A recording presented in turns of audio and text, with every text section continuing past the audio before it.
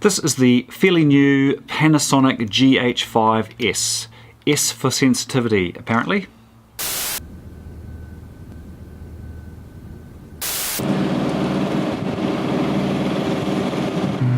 Don't argue for your limitation. I just want you to feel at home. Don't mind me giving you attention. I just want you to feel at home. Don't argue for your limitation. I just want you to feel at home. Don't mind me giving you attention. Hi, I'm Grant, and Panasonic New Zealand very kindly loaned me the fairly new Panasonic GH5S to have a go with for a week to see what I thought. Now, I already own the standard Panasonic GH5, so I guess this video is really about what the difference is or what I would gain by having the Panasonic GH5S as opposed to my Panasonic GH5 standard model.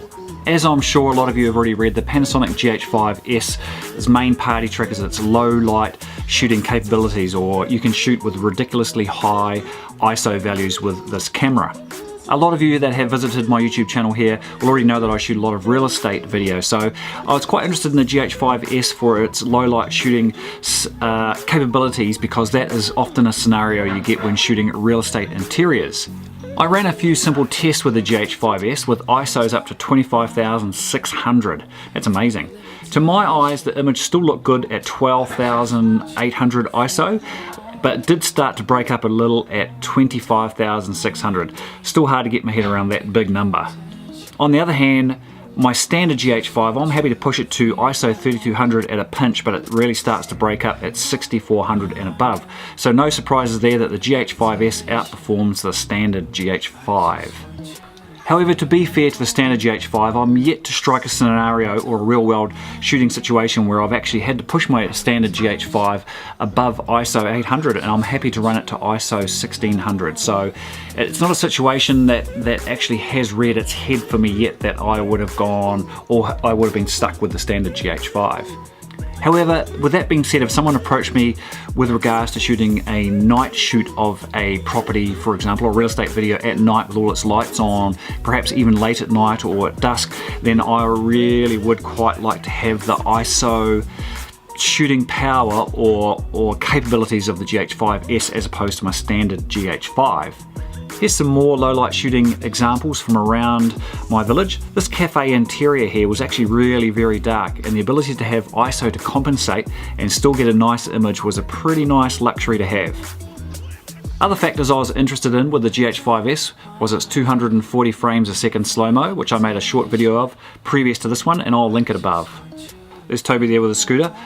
Also of note is the GH5S is actually a 10.2 megapixel camera as opposed to the 20.3 standard GH5 camera. Now, this is not a problem for shooting video, but for you still shooters out there, maybe it's worth googling someone with more still shooting experience than I have. Also of note, the GH5S has no Ibis in-body stabilization that the GH5 does. Perhaps they couldn't fit it in. Not a problem for me because I'm usually shooting on a tripod or a slider or a gimbal, but for run and gun shooters it may be a factor worth investigating. So price. At the time of recording this video, the GH5 standard, which I own, is, now let me refer to my notes so I don't get this wrong, is US $1,798 or $1,798, whereas the GH5S is US $2,497. So it is $700 more than the standard GH5. Also remember that the GH5S actually includes the Vlog log profile, whereas I had to pay, or you have to pay extra for it for your GH5.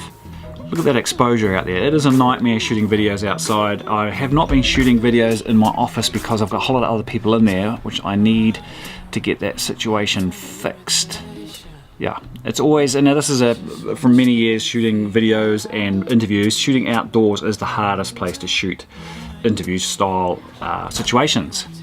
Anyway, onward. So to wrap this up, if I was in the market to buy a Panasonic GH5 that I For example, if I didn't already have one and I had the option of choosing between the S and the standard GH5, which one would I choose? Or more importantly, is it worth paying the $700 more or extra for the GH5S? Both are awesome video cameras and both would be excellent choices, but yes, I actually would pay the $700 more for the GH5S to give me that low light shooting capability which I could put in my video shooting toolbox.